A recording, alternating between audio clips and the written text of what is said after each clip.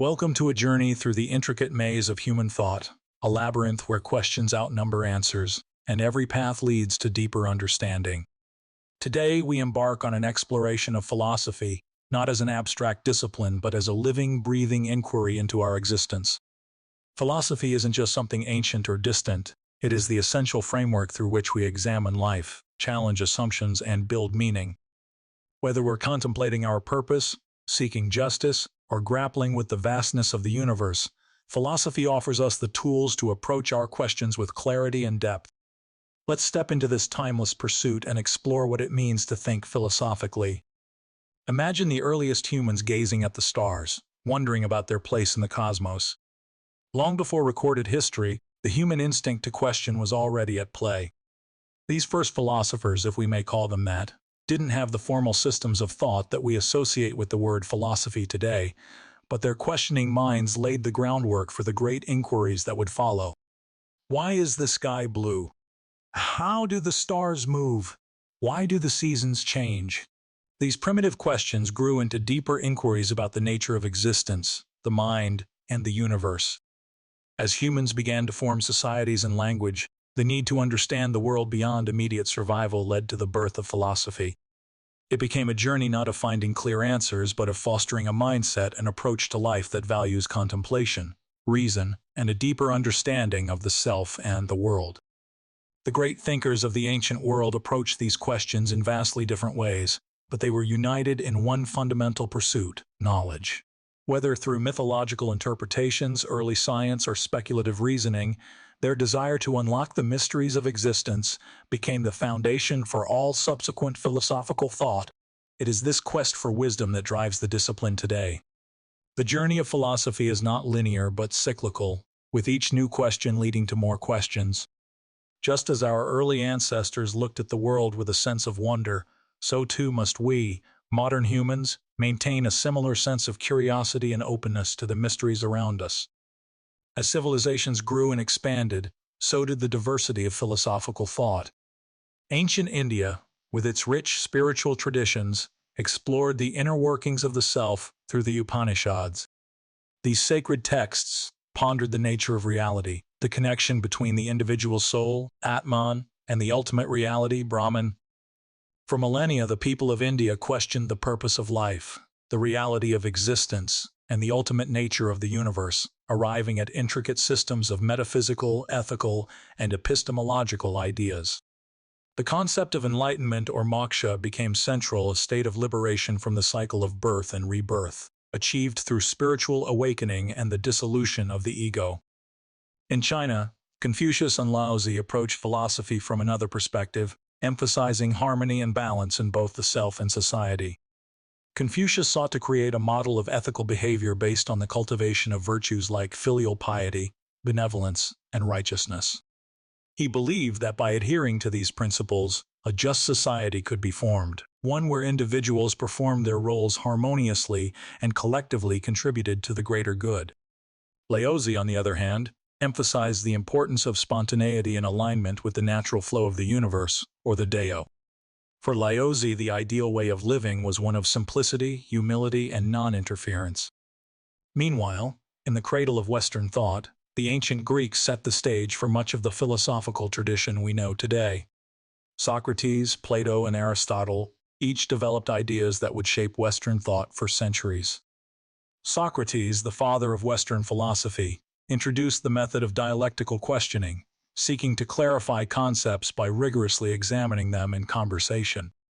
He believed that through questioning, we could uncover the underlying truths of the world, and through self-examination, we could live more virtuous lives. Plato, Socrates' student, took this further by theorizing about the existence of an ideal realm of forms, where perfect and immutable truths existed beyond the imperfect material world. Aristotle, in turn, introduced the study of logic, ethics, and politics, with a more empirical approach, arguing that knowledge must be grounded in observation and experience. These early philosophical traditions spanning the East and West laid the groundwork for the questions and ideas that would echo throughout history. Each culture contributed unique perspectives on existence, society, and the nature of reality. While the methods and conclusions varied, The core drive was the same, the pursuit of understanding and meaning. This rich legacy continues to shape our philosophical inquiries today, from ancient wisdom to modern-day intellectual challenges. What is real? The quest to answer this question has been one of the most profound and elusive in the history of philosophy. Is the world we experience through our senses the true reality, or is it a mere illusion? For many ancient philosophers, reality was tied to the concept of a fundamental substance or essence. In the pre-Socratic period, thinkers like Heraclitus and Pythagoras searched for the stuff of which everything is made. For Heraclitus, change itself was the essence of reality, famously declaring that you cannot step into the same river twice. His view of reality emphasized constant flux and impermanence.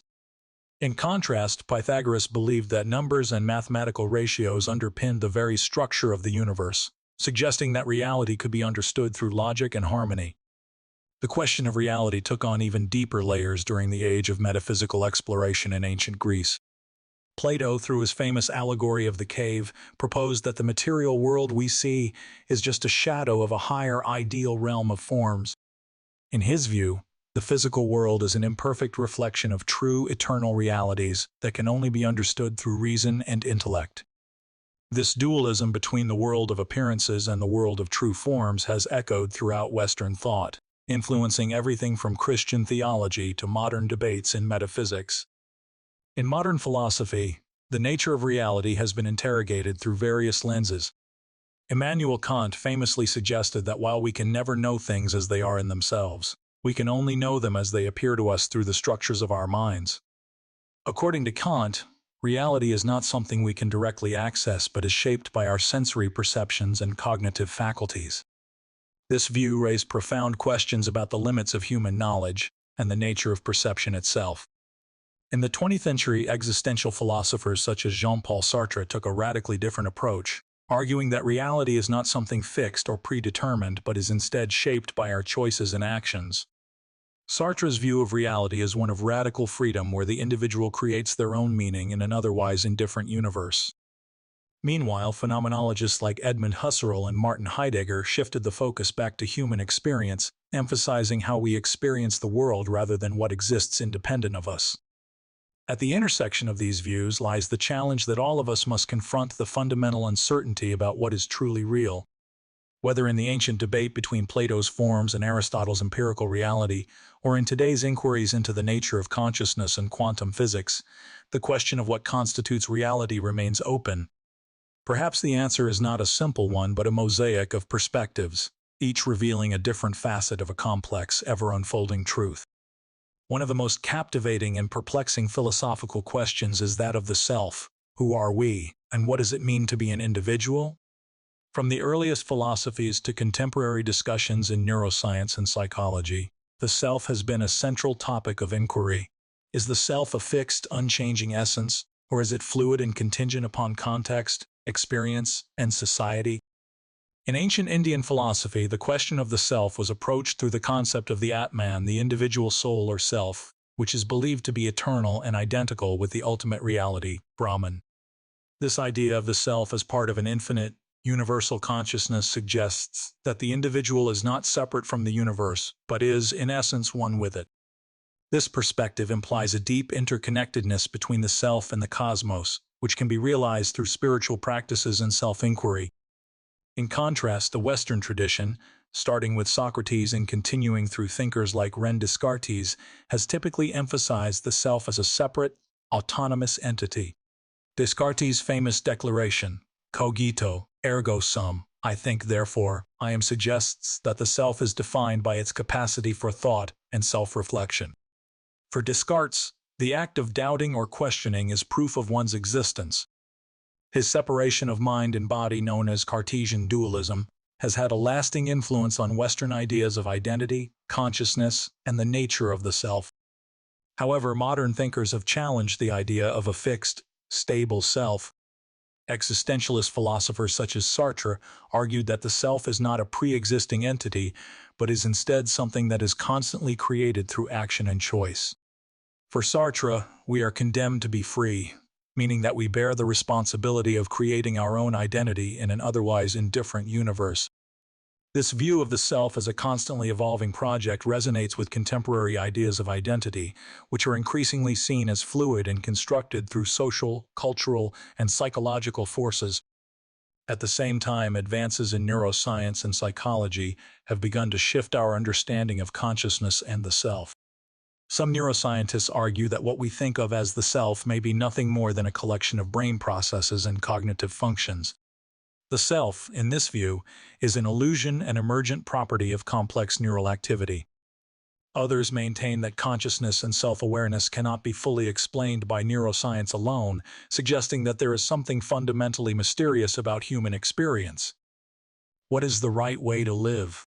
How should we navigate the complexities of moral decision-making in a world fraught with contradictions, suffering, and uncertainty? These questions lie at the heart of ethics, the branch of philosophy that explores the principles governing right and wrong, good and evil. From ancient Greek thinkers like Plato and Aristotle, who sought to define the virtues that lead to a flourishing life, to modern ethicists who grapple with moral dilemmas in a globalized, interconnected world, ethics challenges us to consider our actions, their consequences, and the deeper values that underpin our choices. Aristotle's concept of eudaimonia, often translated as flourishing or well-being, emphasized the importance of developing virtues like courage, wisdom, and justice in order to live a fulfilling life.